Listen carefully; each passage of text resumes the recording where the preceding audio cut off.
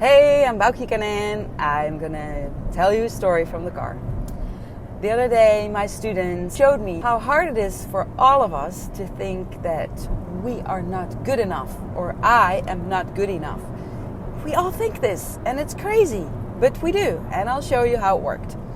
So they got an assignment where they had to pretend that they only had 12 exposures, like in the old days with analog cameras.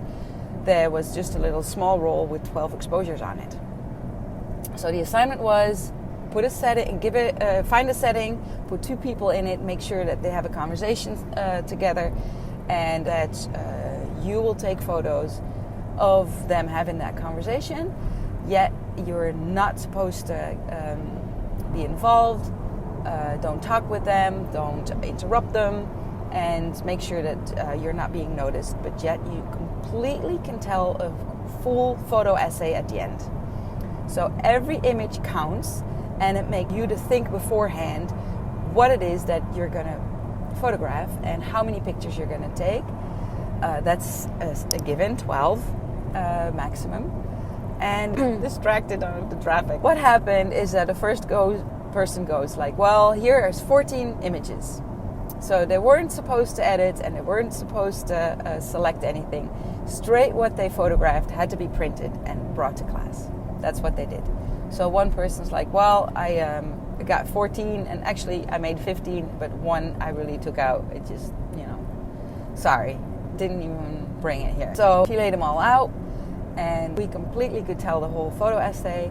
And yet it was even better because I could pick out any 4 or any 6 and it would make a complete story. So we could make different stories all together from that whole scene. Then if you start looking at each photograph, then you could probably say something like, okay, that needs better editing or cropping, or that needs that is reason.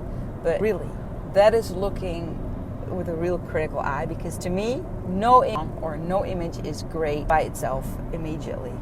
You can look at different exposures or something, and it might be very artistic. So I don't wait. Then the next person came, and she's like, well, I failed with the conversation. They walked out, so I don't even have 12. And she only had like 5 images, and then she took her last image, the 6th one, with like the empty chairs. But you know what? That was a complete story, though. She captured it all.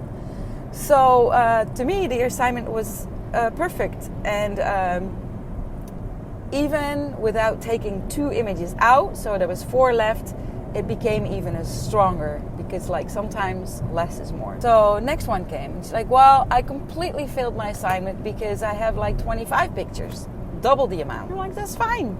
Let me see. We looked at them, and a similar story. She had maybe too many pictures, but we could take them all out and still edit a great photo essay. And the same thing happened. Only 4 images told the whole story already. And oh well, then if you have more, then but the insight that they got too is like, it is harder, because so the more images you make, the harder it is to select the images. The more time you editing, selecting at first and then do the editing. So if you are so certain beforehand which pictures you're going to take for anything you're going to do, create the storyboard in your mind. It's going to make you a better photographer, guaranteed.